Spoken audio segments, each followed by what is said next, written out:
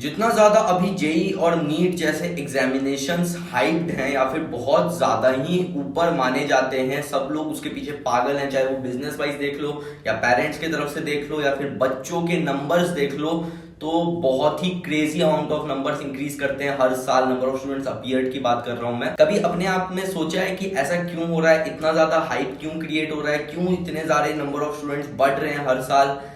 क्योंकि अगर तुम एक बेटर लाइफ सोचते हो एज अ पेरेंट, अगर तुम अपने बच्चों के लिए बेटर लाइफ चाहते हो, तो तुम मुझे बताओ कि सबसे बेस्ट करियर ऑप्शंस में क्या आते हैं हमारे पास। एकदम सट से दिमाग में क्या आता है हमारे पास? एक आता है जेई, एक आता है नीट, एक आता है इंजीनियरिंग, एक आता है डॉक्टर। ठीक है, उसके अलावा तुम्हारे पास बचते हैं कितनी चीजें हैं? हाँ, बहुत सारी चीजें अभी बच रही हैं, बहुत सारे अल्टरनेट्स आ गए हैं। जैसे जैसे इंटरनेट डेवलप किया, जैसे जैसे चीजें डेवलप हो रही हैं, तो बहुत सारे डिफरेंट वेज आ रहे हैं सक्सेसफुल बनने के लिए, इवन बहुत ज्यादा अर्न करने के लिए। बट हमारे पेरेंट्स ओल्ड स्कूल हैं, उनके लिए जॉब प्रोफेशन ही एक चीज होती है, और जॉब प्रोफेशन में मेडिकल और इंजीनियरिंग से बेटर मार्केट में बहुत कम ही चीजें हैं। एंड ये एक डेफिनाइट रास्ता है, इसमें पता है कि अगर मैं ये फॉलोइंग स्टेप्स करते जाऊंगा तो आई विल सक्सीड और I will get a good job. देखो, इस वीडियो में मैं तुम्हें जो बातें बताने वाला हूँ वो मेरा पर्सनल ओपिनियन है, मेरा पर्सनल एक्सपीरियंस के बेसिस पे मैं तुम्हें बताने वाला हूँ। अगर तुम्हें चीजें ठीक ना लगे तो तुम ना देखो या फिर तुम छोड़ सकते हो। मैं किसी को भी यहाँ पे हर्ट नहीं कर रहा। अगर किसी के फीलिंग्स हर्ट होते हैं तो मैं हाथ जोड़ के माफी मांग रहा हूँ। ठीक है, मेरे बहुत सारे दोस्त हैं, मतलब बहुत सारे क्या, 3-4 दोस्त हैं जिनका अभी ड्रॉप ईयर चल रहा है। ठीक है, जिनका ड्रॉप ईयर था ये, एंड उन्होंने मेरे को अभी फोन किया, मेरा बात हो रहा था, मैंने भी कॉल किया कि क्या भाई कैसा रहा एग्जाम, कैसा रहा रिजल्ट।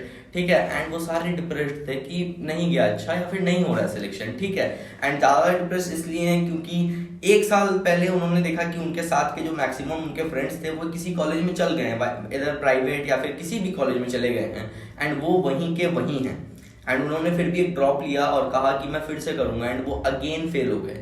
ठीक है, तो ये एक बहुत ज्यादा डिप्रेस्ड मोमेंट हो जाता है एज ए स्टूडेंट आपके लिए।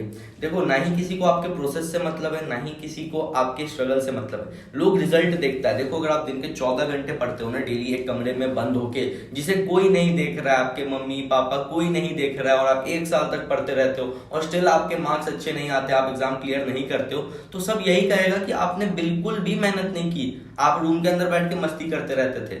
अगर आपके मम्मी पापा आपको पढ़ते हुए देख रहे हैं, स्टिल वो कह सकते हैं कि तुम उतने अच्छे से पढ़ाई नहीं किए। मम्मी पापा तो हमारे हमेशा सपोर्ट करते हैं, बट जो बाहर के लोग होते हैं वो तो कभी प्रोसेस नहीं देखते हैं, वो हमेशा आपका रिजल्ट देखते हैं। अगर तुम्हारा एग्जाम अच्छा नहीं गया तो मैं तुम्हें 2 से 3 चीजें बोलूंगा, प्लीज इस चीज को कंसिडर करना। सबसे पहला, तुम्हें पता होना चाहिए कि तुम्हारे ड्रॉप लेने का रीजन क्या है, या तुम्हारे ड्रॉप नहीं लेने का रीजन क्या है, एंड तुम्हारे फेल होने का रीजन क्या था। ये 3 चीजें हमें जरूर पता होनी चाहिए, क्योंकि मैंने जब इस चीज को क्विट किया था, जब मैं अपना प्रिपरेशन कर रहा था, एंड एक टाइम आया था जब मुझे अपने घर पे जाके कमिट करना था कि मुझे ये चीजें नहीं करनी, क्योंकि मुझे इस चीज में इंटरेस्ट नहीं था। हमारा प्रिपरेशन चल रहा था, अगर मैं अपनी बात करूं तो मेरा प्रिपरेशन चल रहा था, एंड मेरा इंटरेस्ट बहुत ज्यादा डेवलप हो गया था तुम्हारे वीडियो एडिटिंग साइड में, तुम्हारे कोडिंग साइड में, तुम्हारे बिजनेस साइड में, तुम्हारा बहुत ज्यादा प्रोग्रामिंग साइड में, या फिर सेल्फ सोलोप्रेन्योरशिप में मेरा बहुत ज्यादा इंटरेस्ट ग्रो कर चुका था। ठीक है, एंड जैसे जैसे ये इंटरेस्ट स्ट्रॉन्ग होते गया वैसे वैसे मेरा प्रिपरेशन वीक होते गया। ठीक है, एंड एक टाइम आया था जब मुझे घर में ये चीज कमिट करनी थी कि मुझे ये चीज नहीं करना है। जब मैंने घर में ये चीज कमिट किया, उसके बाद भी कई रातें ऐसी थी जब मेरे दिमाग में ये चीज आता था कि क्या मेरा डिसीजन सही है, क्या जो मैं कर रहा हूँ सही है, क्या इसका रिजल्ट सही होगा, मैं क्या करूंगा आगे लाइफ में, कहीं आगे लाइफ में रिग्रेट तो नहीं रह जाएगा। उस मोमेंट पे मेरा कॉन्फिडेंस लेवल इतना ज्यादा डाउन हो चुका था, इतना ज्यादा डाउन हो चुका था, क्योंकि मेरे को ये लग रहा था कि मैंने एक चीज के लिए प्रिपेयर की, फिर मुझे किसी और चीज में इंटरेस्ट आया और मैंने छोड़ दिया। बट टाइम के साथ जब टाइम आगे बीता और मैंने एक बिगर पिक्चर देखना स्टार्ट किया, यार मैं अगर नीट निकाल लेता या फिर जेई क्लियर कर लेता, या नीट मैं कर रहा था तो मैं नीट क्लियर कर लेता, तो फिर मेरा क्या होता। अब मेरे को नीट के सब्जेक्ट्स में ही इंटरेस्ट नहीं था, मेरे को बायोलॉजी में ही इंटरेस्ट नहीं था, मेरे फेवरेट सब्जेक्ट फिजिक्स और मैथ्स रहे थे। बट एमबीबीएस में तो हमारे पास बायोलॉजी है ना, तो मुझे उस चीज में इंटरेस्ट ही नहीं है, मैं वो चीज करना ही नहीं चाहता हूँ, मुझे वो चीज पढ़नी ही नहीं है, तो मैं उस चीज को जबरदस्ती अपने ऊपर कितना भी थोप लूं या फिर बाहर के लोग थोप लें, एट द एंड रिजल्ट खराब ही निकलेगा। और रिजल्ट अगर मैं निकाल भी लेता हूँ ना, तो मेरे अंदर का वो जो सेल्फ सेटिस्फैक्शन होता है और मेरे अंदर की जो हैप्पीनेस होती है वो टाइम के साथ खत्म हो जाएगी। इस चीज को हमेशा अपने मेंटालिटी में रखो कि तुम्हारा इंटरेस्ट है कि नहीं है। ठीक है, ऐसा मैं नहीं कह रहा हूँ बिल्कुल भी कि तुम कर रहे हो और तुम अपना इंटरेस्ट किसी और चीज में डेवलप करके उधर निकल जाओ, नहीं यार। मेरी वहां पे मैं मानता हूँ गलती थी, ठीक है, मेरे को फोकस रखना चाहिए था, मेरा फोकस कहीं ना कहीं भटका था। तुम इस चीज को प्रिवेंट कर सकते हो। इन एग्जाम्स में फेल होने के बाद अगर तुम्हारे अंदर एक रिग्रेट है और एक गिल्ट है कि यार मैं पढ़ सकता था, यार उस टाइम पे पढ़ना चाहिए था जब मैं मूवी देख रहा था, यार उस टाइम पे भी पढ़ना चाहिए था जब मैं दोस्तों के साथ घूम रहा था, उस टाइम पे भी पढ़ना चाहिए था जब मैं फोन में चैटें करने में बिजी था, ठीक है, मेरा मन कहीं और था, मुझे पढ़ना चाहिए था उस वक्त में, तब सही में यार तुम्हारी गलती थी। इस चीज को एक्सेप्ट करो, सबसे पहले अच्छे से एक्सेप्ट करो कि मेरे से ये गलतियां हुई, ठीक है। जेई हो, नीट हो या आगे चल के दुनिया जिंदगी की कोई भी एग्जाम हो, जिंदगी का कोई भी पड़ाव है, मैं इन गलतियों का ध्यान रखूंगा और इन गलतियों को अपने लाइफ में नहीं होने दूंगा।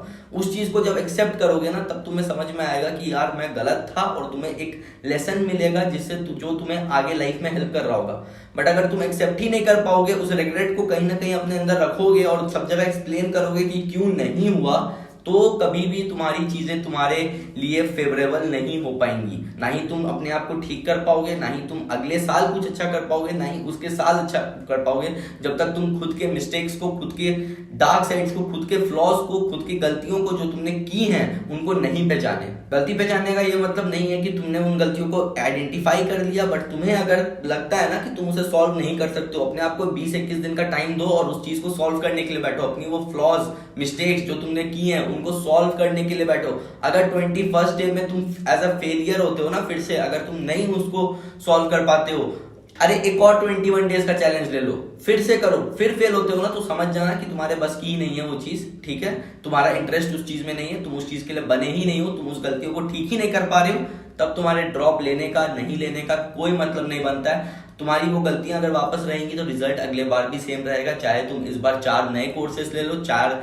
नए टीचर से पढ़ लो, 4 नए ट्यूशन ले लो, 4 नए बुक्स ले लो, कुछ नहीं बदलने वाला है अगर तुम्हारे मेजर मिस्टेक जो थे वो हैं।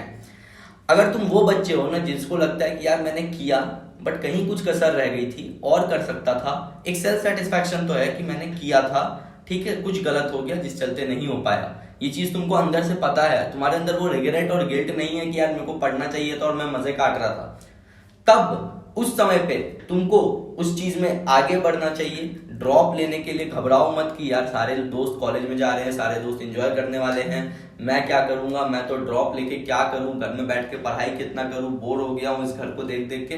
नहीं यार, तुमको 6 से 7 महीने, 8 महीने, 9 महीने और लग सकते हैं, बट वो वर्थ इट होगा।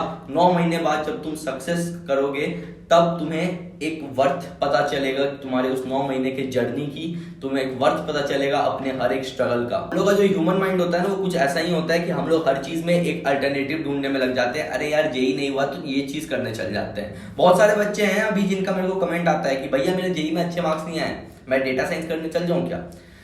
डेटा साइंस में अगर तुम्हारा इंटरेस्ट है ना तो तुम बिल्कुल जाओ, तुम्हारा जेई हो जाए उसके बाद भी अगर तुम्हें डेटा साइंस में इंटरेस्ट है तुम बिल्कुल जाओ।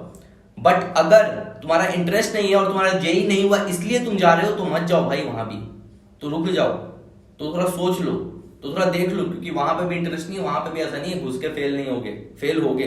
मैं सच बताऊं ना यार, तो अचीवमेंट और सक्सेस से बड़ा कॉन्फिडेंस बूस्टर लाइफ में कुछ भी नहीं होता है। तुम कितने भी मोटिवेशनल वीडियोस देख लो, तुम कितने भी मोटिवेशनल कोट्स पढ़ लो, तुम कितना भी मोटिवेटेड रहने का कोशिश कर लो हर समय, तुम कितने भी अपने आप को एक विशफुल थिंकिंग में रख लो, बट कॉन्फिडेंस हमेशा अचीवमेंट से ही बिल्ड होती है। और जितने ज्यादा लाइफ में फेलियर होते हैं ना, कॉन्फिडेंस उतना ज्यादा गिरता है, ठीक है, कॉन्फिडेंस उतना ज्यादा गिरता है। और जब कॉन्फिडेंस गिरता है ना, तब तुम्हें बहुत ज्यादा जरूरत होती है अपने डिटर्मिनेशन को आगे रखने की, उसको और ऊपर ले जाने की, अपने कंसिस्टेंसी को और मेंटेन करने की, क्योंकि वो टाइम होता है ना जब तुम खुद का विश्वास खुद से हार चुके होते हो। बट अगर उस समय पे भी तुम अपना साथ दोगे तब तुम ऐसे एग्जाम्स का सामना कर पाओगे। ये जो जेई, नीट, ऐसे बहुत सारे एग्जाम्स आने वाले हैं ना, सबसे बड़ा प्रॉब्लम पता है कहाँ आता है? सबसे बड़ा प्रॉब्लम आता है ना कि बच्चे असलियत देखते ही नहीं है। बहुत टाइम तक मैंने भी ये चीज किया था यार, कि मैं असलियत देख ही नहीं रहा था कि गलत कहाँ कर रहा हूँ, गलती कहाँ हो रही है, दिक्कत कहाँ आ रही है, फंस कहाँ रहा हूँ, ठीक है। मैं एक्सक्यूज देने में लगा हुआ था कि यार मेरा पता है ये हो गया, इसी चलते मैं नहीं किया, मेरा पता है मैं एक्सक्यूज देने में लगा था। जब तक तुम अपने आप को एक्सक्यूज दोगे, जब तक तुम दूसरों को एक्सक्यूज दोगे, अगर तुम दूसरे को एक्सक्यूज देते हो उसका मतलब तुम खुद को भी बोल रहे हो एक्सक्यूज, तुम्हारा ब्रेन में वो फीड होता है। जब तक तुम उस एक्सक्यूज ट्रैप में रहोगे तुम कभी आगे नहीं बढ़ सकते हो। एक्सेप्टेंस एंड करेक्टनेस, यही तुम्हें लाइफ में आगे बढ़ा सकता है, यही तुम्हें इस एग्जाम को क्लियर करवा सकता है, यही तुमको आगे अपने लाइफ में और ऊपर उठा सकता है। बार बार लास्ट में भी बोलूंगा कि एक्सेप्टेंस और करेक्टनेस, इन दो चीजों पे प्लीज ध्यान दो। बहुत सारी चीजें फिगर आउट हो जाएंगी, ठीक हो जाएंगी अगर तुम इन दो चीजों पे ध्यान देते हो। और अगर ठीक होती हैं तो कमेंट में मुझे कभी जरूर बताना। एंड मिलते हैं नेक्स्ट वीडियो में यार, तब तक के लिए Siya, have a good day, bye bye, take care.